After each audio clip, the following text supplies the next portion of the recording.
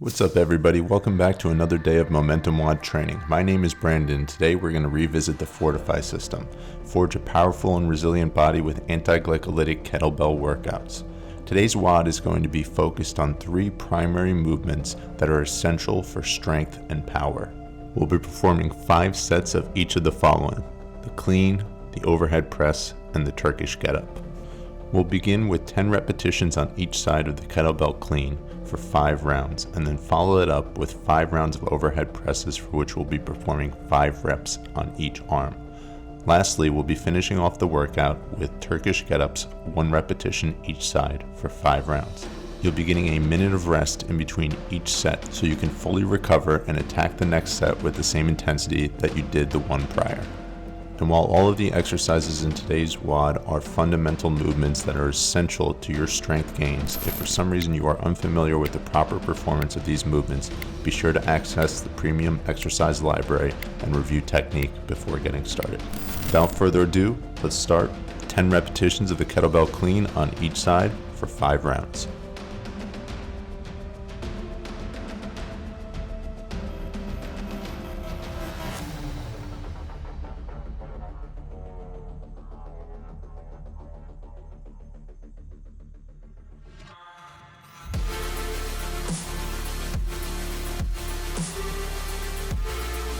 Remember to treat the hike with respect. It's what's going to keep you safe and give you the momentum to start your first repetition.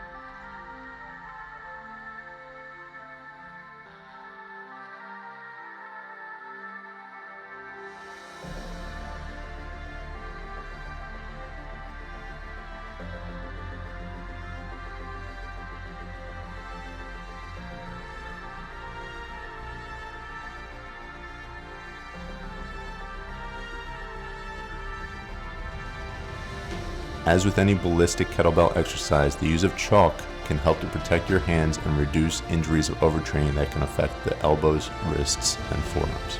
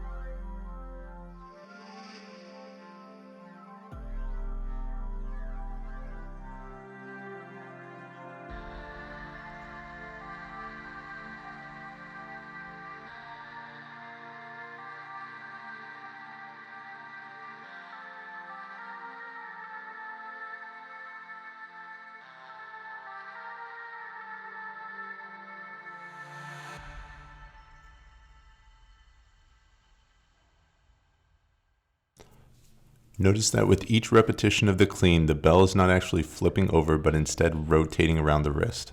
Doing this will prevent the bell from slamming on the forearm and prevent injury.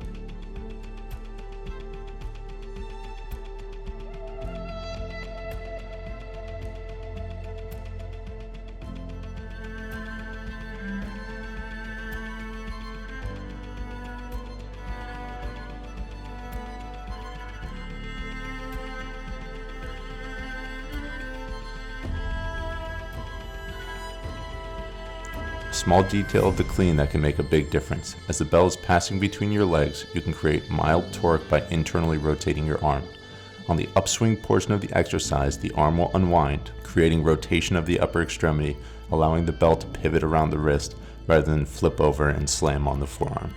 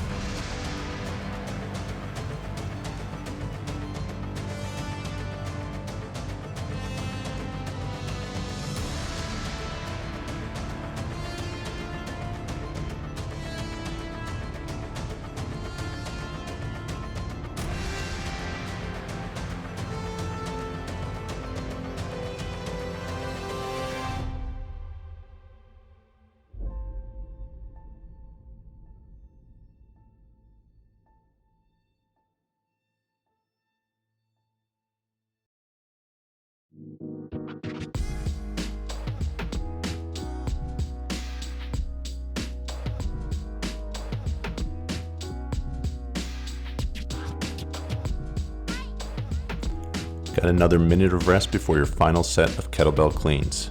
During this period of rest, be sure to be up and moving around. An active recovery will help to reduce any extra strain on the heart and will help to remove lactic acid from the tissues.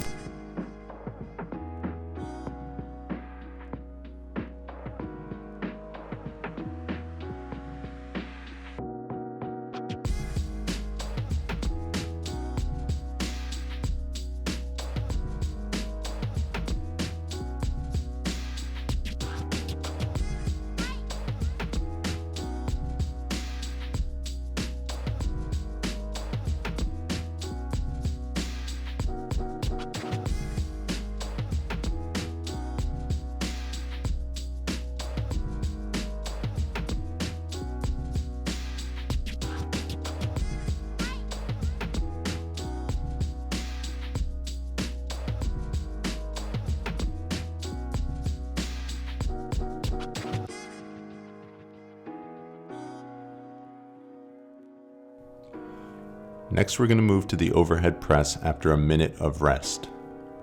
The overhead press will help to facilitate shoulder stability, which will help to reduce injury and produce a stable core, which will help to develop power. Additionally, the overhead press will develop extensor strength, which is useful when trying to get somebody off you when they're in side control or mount.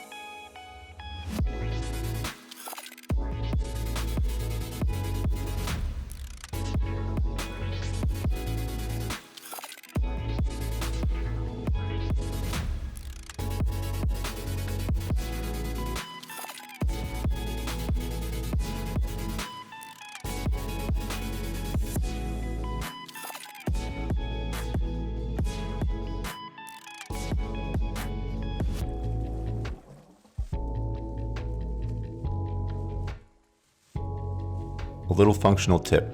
Try to make each pressing movement strong and powerful. Be explosive.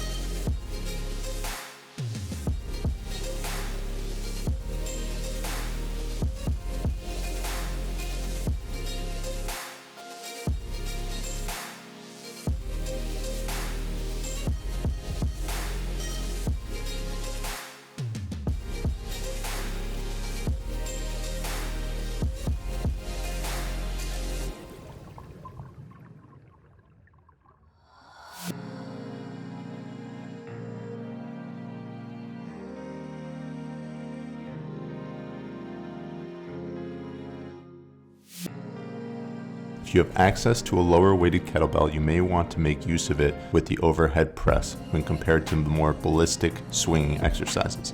If you don't have a lower weight and aren't able to perform 5 repetitions on each side, don't sweat it. Just do your best with what you have. We're more concerned about proper form and function than we are about rep count.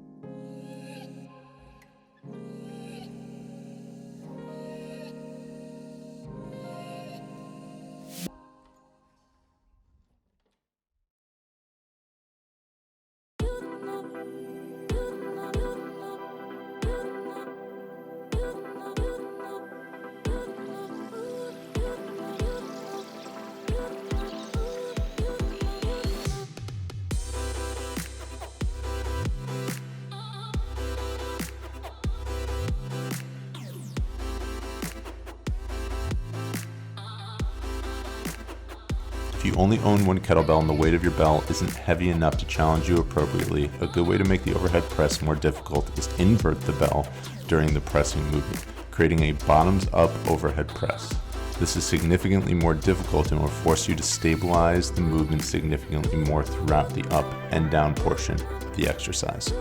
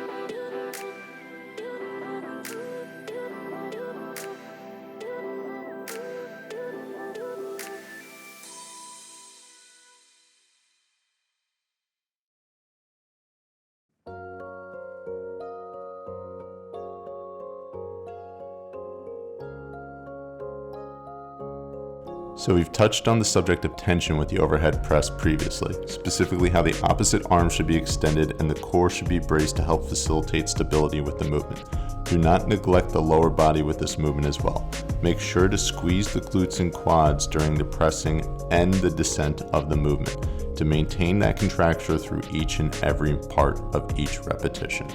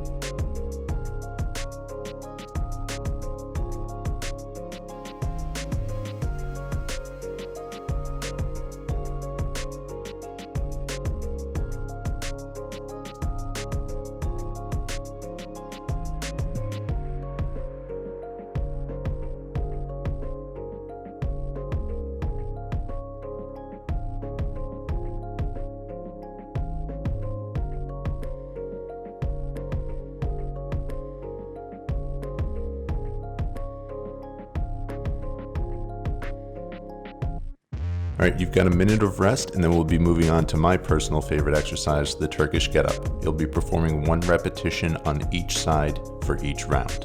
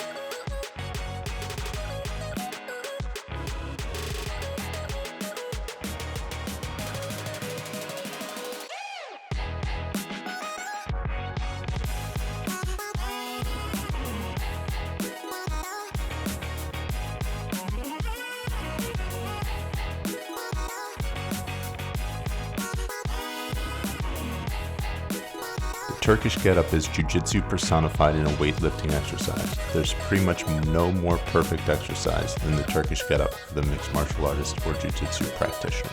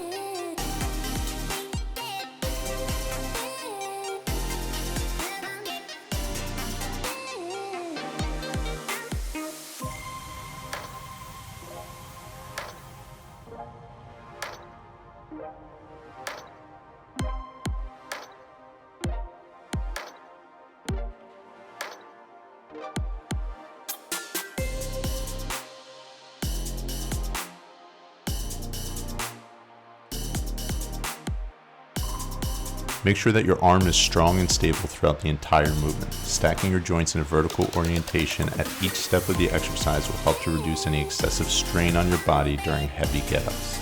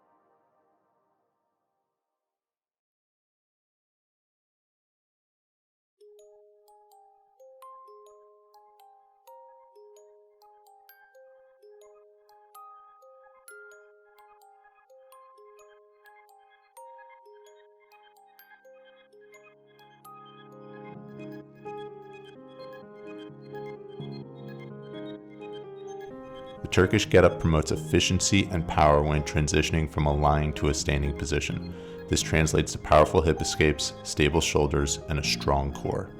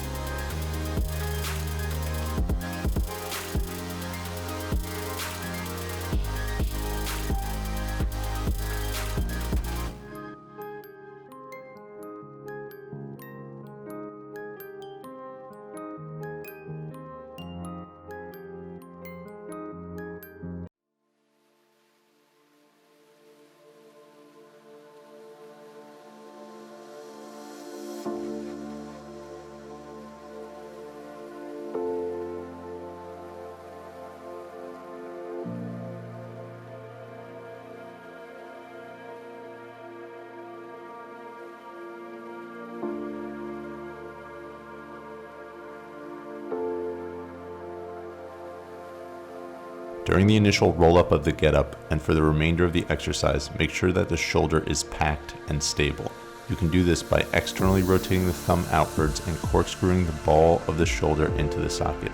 It is a subtle movement but will activate the serratus and lat muscles, which will help to protect the shoulder throughout the entire movement.